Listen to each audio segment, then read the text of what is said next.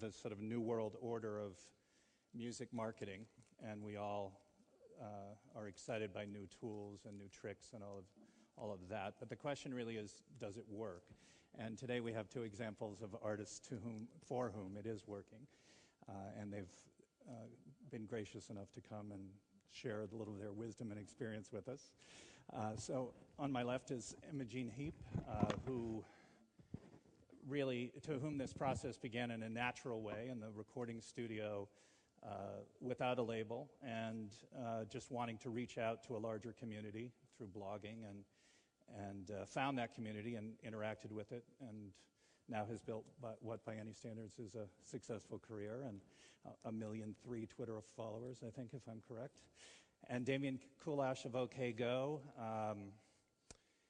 early on in their career, decided that videos and the creative process beyond just making music was going to be a part of the way that they would interact with their fan community, and that's now netted many videos that have plays that are measured in the tens of millions. And he's recently made the leap from the arms of the major label, EMI, to doing it on his own, or on their own as a band, and again, with a great degree of success.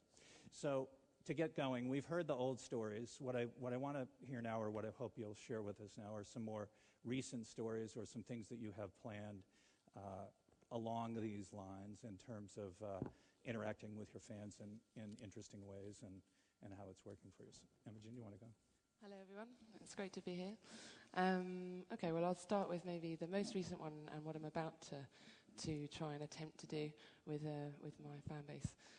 So the last thing I did was on November the 5th in London, and I had a show at the Royal Albert Hall, which is my favourite venue on the planet. It's a really beautiful Victorian building. And so I was in there, and I did my show in the evening, which is a 2-hour-long set. But before it, I wanted to make a dream come true, and that was to conduct an orchestra of a piece of music that I've written for an orchestra, because I used to go in there as a child and wish that I could one day do that, be up there with the white gloves and the tailcoat.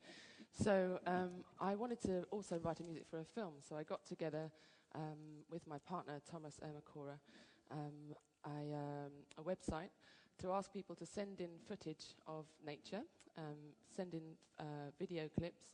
So we had anything from bees, I'll just move that over there, bees going into flowers to get pollen, to deep sea diving, and a really amazing array, 1,000 clips, 200 contributors within 3 months. And we collated this beautiful 32-minute film, which we projected at the Royal Albert Hall, and then I wrote this piece for the orchestra. So the clips came from your fans? They were crowdsourced? Yeah, the clips came from the fans. And when I was writing the music, what was really amazing was I was seeing these clips come into through Vimeo and YouTube, and it wasn't just about the clips, because they were, some of them, really, really stunning. It was also about the stories of the people that had made the clips, and what they must have, felt, the urge to kind of go out and film nature. And I love this idea that it's not kind of environmentalism beating people around the head, telling them what not to do, but it's kind of celebrating nature in a really kind of natural way. So that was my last thing, and that was great fun. And we reached 482,000 people on the web, which is quite fun, quite scary as well. So the next thing I'm really excited to do is going to be on the 14th of March. In my life, there's lots of touring, lots of kind of trying to develop new ways of having fun on stage with tech and online, and also having a life on top of that with my nice man. So in between all that, I never seem to find time to write music. So I've forced myself to have a 2-week gap every 3 months, where I'm now going to write a piece of music within that gap, online, with the help of my fans, hopefully. Haven't actually asked them yet, but today's the beginning of that. So on the Monday, we're gonna get clips in from the internet, from them, anything from a cat purring to a city scene of traffic, maybe in London, to a dulcimer, to a piano. Sending in these clips, and then I'm going to make a piece of music out of that. The next day, they're going to send in words, and we're going to talk about the words online using vocal.com. And I'm going to try and encapsulate a moment in time, a day in time, from the fans, my fans around the world. Next day, videos, and next day, stills and pictures to get together the artwork and the music video. Friday and Saturday, get them to, I'm going to put up the middle 8 section, which I'll have recorded in the studio. They're going to then perform a solo over the top, and then the winning, my favourite one, gets on the record. Next week we film the video, and then on one day we finally release the song.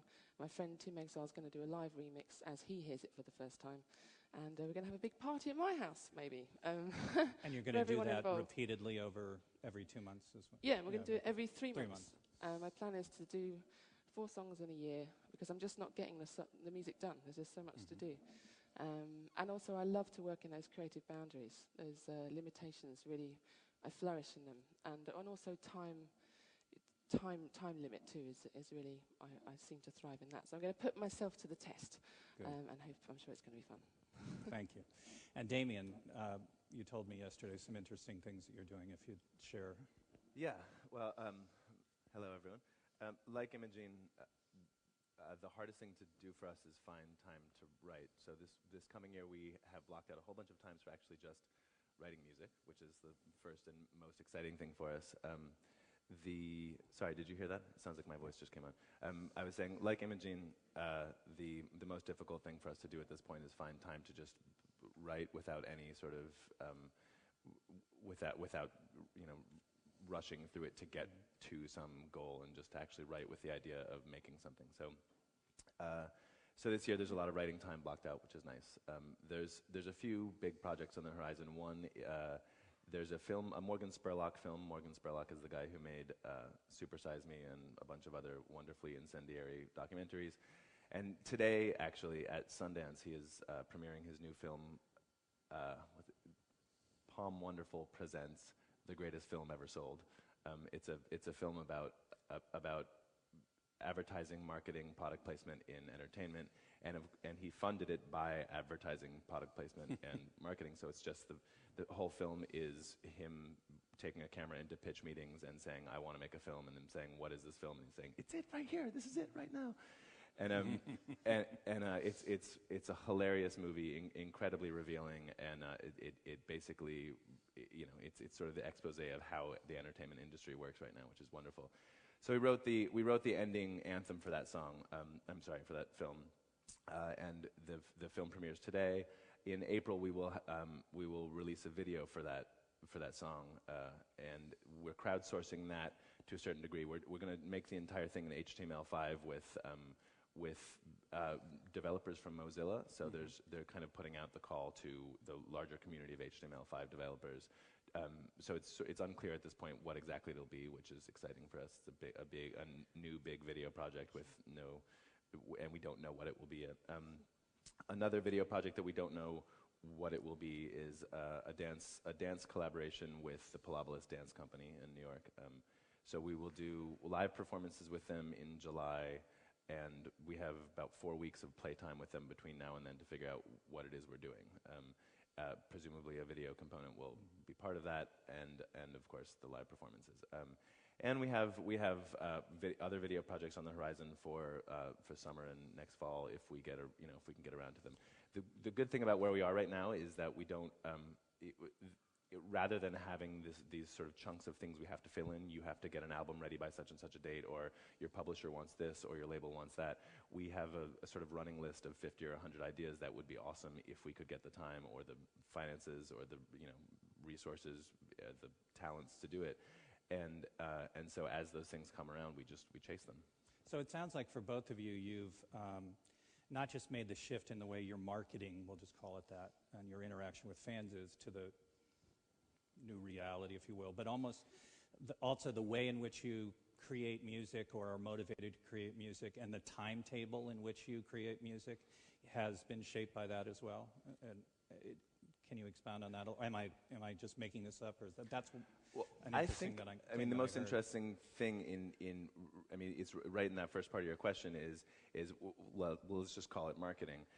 It's the whole idea that digital spaces and online spaces and the sort of new annexed reality that we have due to our digital lives is some other space, and that we have to figure out some way to discuss the artwork we make there separately from artwork we would make elsewhere.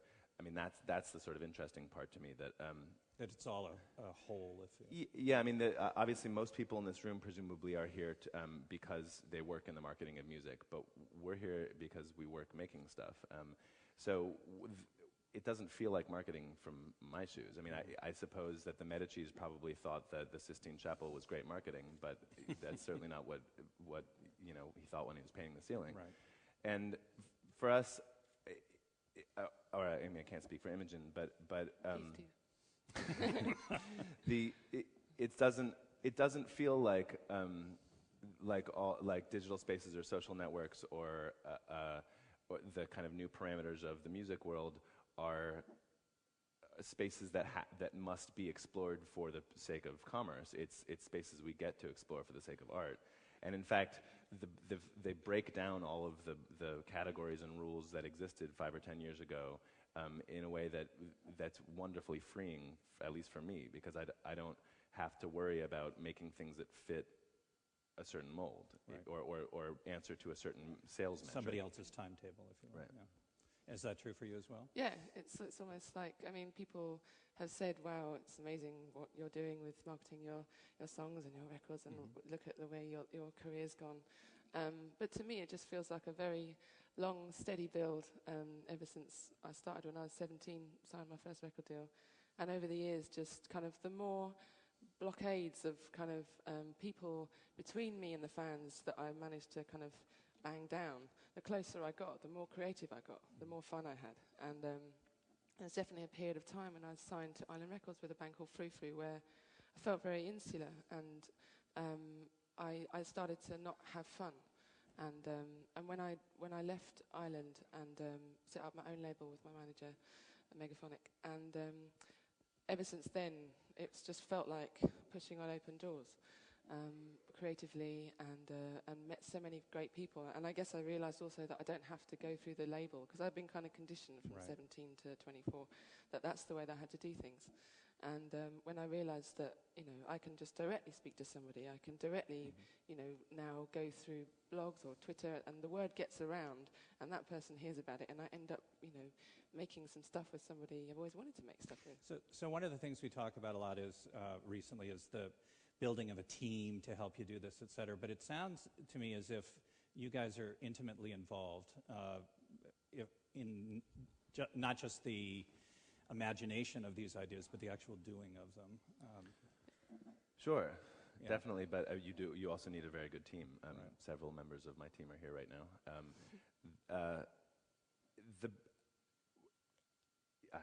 Where to go with this? The obvious issue with the sort of death of the record labels is artists are making money somewhere, and it's not necessarily off the master recordings, or at least not off of physical sales or downloads of the master recordings. So shouldn't they be compensated for all of the other things that artists are making money off of? And that makes tons of sense. And the only reason you wouldn't want to do it from an artist's point of view is you don't get to pick that team. So if you, when we were on a major label, we had really great relationships with the sort of, bottom level workaday people who were actually doing most of the work, and actually pretty decent relationships with their bosses, but none of us picked each other. It's a big corporation, and now I have a team of sort of 5 people I work very closely with, and another 10 or 15 that they. And you got to pick them, basically. And and they answer to our goals, not to a set of goals provided by somebody else. A corporate goal. Yeah. And for you? I was actually going to say that my team also does include my fans. I really hate doing biographies; they're so boring, and it's really hard to kind of, you want to tell people how, all the great things that's been happening, but you don't want to kind of blow your own trumpet too much. And I couldn't find somebody to do it, a journalist to do it. So I reached out to the fans and just said, could you? We basically did a Twitter biography. So I asked the fans to write little pieces about me in 140 characters or less, and we compiled it together and created a biography that was by the fans. And it was amazing how well they knew me, which is maybe a sign of how much I tweet. But it was a really fun kind of creative biography, and I think it kind of said a lot about what we do together, me and the fans, without kind of having to spell it out. Beyond the obvious, the Facebook, the Twitter, the making videos, is there any particular technology that you're either using or have read about or thinking about using that is just sort of interesting to you or has potential or maybe even have shown results, Ustream or whatever it might be? Well, for me, I'm really passionate about this great program called Vocal. And it's spelled differently. Help me. Vocal spelled Vokle. Okay. And when I met them, they sent me an email because they'd heard how I like using lots of different, different kinds of ways to reach my fans. And so they sent me an email saying, we've got this new software, we think you're going to love it. So I met them in LA. They hadn't yet done a broadcast. I didn't know that. I thought they had. So they were in a cafe, and we plugged in online to the wireless network. And I started, it's basically like a YouTube, but a live TV broadcasting. It has broadcasting capability, so you can kind of go, you can choose an editor, you can choose a producer, you can choose somebody who's going to kind of screen people before they come online, and you can pick people, and you can have up to 100 people on one screen, all in little boxes. So it's really, really great fun. So I did that, and just in the first time of using it, 300 fans came up, and we were already chatting and having conversations, and I just instantly just was like, this is what I want to do. So almost the next day or next few days, I started auditioning cellists for my shows that way. So that I was doing a tour around the States, and I asked anyone who fancied playing this song with me. My percussionist scored out the cello part, and so they got the PDF, they learnt it, and there was people. So I was in my hotel room, and they were often in their school or in their garden or somewhere creative or in their bedroom, and they would have their cellos, and they would kind of be playing this piece while playing it down the TV on the internet. And all my fans were like, she's great, we love her, get her, definitely. And it was really, really fun to see the reactions. And I found some amazing cellists, and people kept in touch with. And later did some a cappella auditions too. And I did some jamming with some fans while they were in their homes and I was in my hotel room playing the piano, they were playing the piano. It was good fun. Nice. That must have been horrifying. I can't imagine having to try out for you via Skype, essentially. Oh, very nice. I had a pet lion. It was all fine. Yeah. I don't have such an interesting answer. I'm not. There are no individual things where I'm like, well, that's the future of excitement. Oh, just more something you found interesting or that's worked. There's. I guess it seems like new technologies are tumbling past us so quickly now that it's that. The difficulty not the difficulty, but the trick for me in finding a good creative idea is to figure out creative boundaries that are simple and concise and that I can push up against and discover new things within. We're in fact, in dealing with this HTML5 project we're doing right now, one of the problems is that everything is possible. That there's no that coming up with what makes it a concise idea that actually makes it good art or that makes it interesting, to engage with, is the difficult part. So is there I hear a certain tension between the song comes first or the concept comes first. Which comes first, or is it different every time? For me, the idea comes first, and I tend to that tends to start with the song. I mean, the most private thing I do is songwriting. I work with the other members of my band eventually, but most of it is me sitting with a guitar or a piano, and it's like a really solitary act. And then the project sort of grows and involves more people in whatever direction that is. But I know this is sort of naive, but I really don't. I like not seeing a distinction between music, as in beats and chords and lyrics, and music as in all these things that we get to do as people who live in the 21st century. I don't think that music has that pop music has really ever been non-visual. I mean, there's no Elvis without his hips, and there's no Jimi Hendrix without his lighter fluid, and I don't like. while that doesn't mean their music wasn't the most amazing thing about them, or their sort of recordings weren't the most amazing thing about them, the recording industry itself is only 100 years old, and I feel like I grew up listening to the radio and listening to pop songs on 7-inch records, and so that's what I wanted to do. I wanted to make recordings like that, but that's not. It was because what's exciting is making stuff, and so given that we live in an era with totally different cultural parameters, making stuff doesn't necessarily need to have anything to do with 3.5-minute audio recording. It's just that's where I start because that's sort of my traditional base. So the video projects for us always come after the songwriting projects, but they're all kind of interwoven. And right now we're trying to figure out whether or not we even want to work in album cycles anymore. It doesn't make sense with the sort of commercial world any longer, but I also don't like having to think of every song as being like, okay, and now here's another project, and now here's another project. I mean, I like writing 100 songs so that 20 of them can be good enough to start in the studio, so that 12 of them can come out well, you know? So we're going to open this up to questions in just a minute, but before we do, is there any, from each of you, is there any thing that you think we've missed or piece of advice that you might share with somebody, an artist or a team a little earlier in the cycle than you guys are, a place to start? No, I haven't really formulated my answer. I think there's the really simple way to say it is just make good shit, which is obvious, but where it's not so obvious is that the metrics other people have for success are probably less intelligent than your own. That we're all making subjective artwork, and so judging what success is already sort of a losing battle. But the music industry has been so firm and so stable for so long that people, the Billboard charts are a great place to that's what success is selling lots of records. But now that that's totally imploded, you actually get to have this freedom of being, so don't be on the big champagne charts, or be on the Billboard charts, or be on the YouTube charts, or don't be on any charts, just make something awesome. And in fact, I think especially young artists probably know a lot more about the culture they live in and what is meaningful impact on that culture than marketers do, or certainly than record labels do.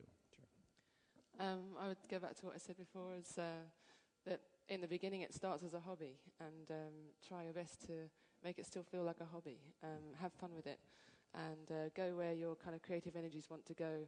Try not to second guess everything too much, and don't try to overthink things, because often your intuition is right, and if you live it and breathe it, and like all of us, we live in this world right now, and if you're online already and you're a fan of music, and then you're kind of bound to intuitively know where to go.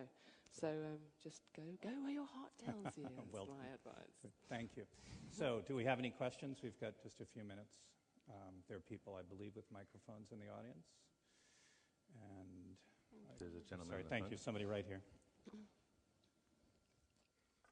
Hi, thank you. Is it on? Yes. I was going to ask about negativity and some of the artists you've seen on Twitter who've kind of retreated because they encountered haters on there.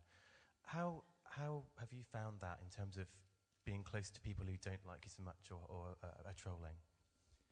I've never had any issues with it, actually. I've got a lovely fan base, and I don't seem to want to annoy people enough to want to bother about writing something nasty to me.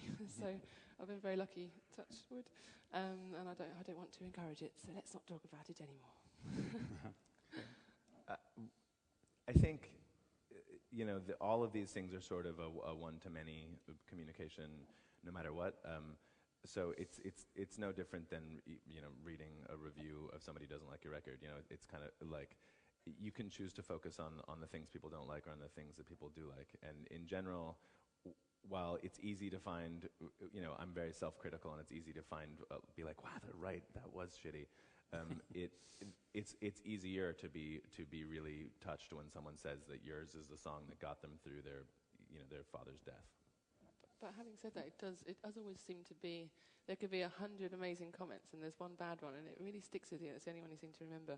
So it's quite unfortunate the way the mind works. but you push onward. Yeah.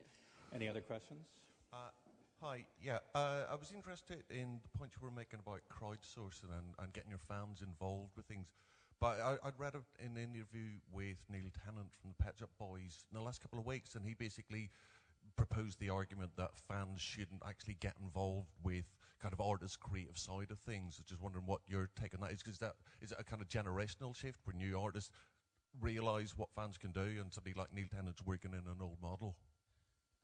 Yeah, completely. I'm sorry, I didn't understand that entirely. Did you? Oh, he was saying that the Pet Shop Boys, Neil Tennant said that it wasn't, he didn't think that fans should get involved in the creative process.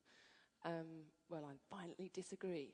No, I think, well, for me anyway, it just, it brings me to life. I feel connected, and I feel inspired by the kind of randomness of it all. It's just me in my studio. There's no producer, engineer, mixer. It's just me. So I really kind of dine on that, having that interaction, and it often spins me in directions where I wouldn't normally go. And I do a lot of projects that are totally the other direction from where I would have gone, purely because of where the fans take me often. So. I think it's totally. It depends on what you're making, and whether what you're making is any good, and if you can manage to generate some. I mean, the difficult thing about crowdsourced projects of any kind is that you are no longer. You can't necessarily set the bar for quality. I mean, unless you figure out a way to do so. But it feels to me like saying you shouldn't use red in a painting. That's true if you're Picasso during the Blue Period, but not other times. It's like it's one way to make things, and if you make great stuff. So in other words, there's no one way, is the. Yeah, I mean, I think that the one real danger I see in crowdsourced stuff is that it's so novel right now, and that the idea itself, it's like, well, this is a great idea, so therefore it's a great project. The fact that it's a great idea doesn't mean it generated a great song. On the other hand, having total sort of tyrannical control over what you make doesn't necessarily make it any better either. For us, there's a balance between being inspired by our fans, being very, hyper connected to our fans, but also maintaining enough control over what we do that it still feels representative of us, and that we can make things we think are better than what else is floating out across the internet. It's also for me. Just one more thing is that I think. There's many professionals right in the world who are doing amazing things, and you can go to them to do your artwork, or go to them to get your video done. Unless you're Damien, you do it yourself. But there's so many people out there who are also trying to get up on the ladder and trying to have something to put in their CV. And it could be, they just, I did for my album artwork. I again had the fun of kind of bringing the fans physically onto the album by. Them taking photographs of what the lyrics inspired them to feel. So they took these photographs. We've got about, I don't know, a few thousand, 2,000, I can't remember, photographs. And we went through them and we found our favourite ones, and we projected them onto me in my house. And they got their name in the CD. I got a great kind of feeling of togetherness, because they'd been with me throughout the making of the record. I blogged it nearly every day, and about the recording process, because I also wanted my family and friends to understand what it is I do all day. So I really love that a few people have met me after gigs and said, "Oh, thank you so much. This got me this," or "I managed to show this to this person I wanted to work for, and I got this," and that's what it's all about. Spread the love. Well, we've run out of time, but thank you both very much for sharing with us today. Thank you. Thank you. Pleasure. Thanks, everyone. Thank you.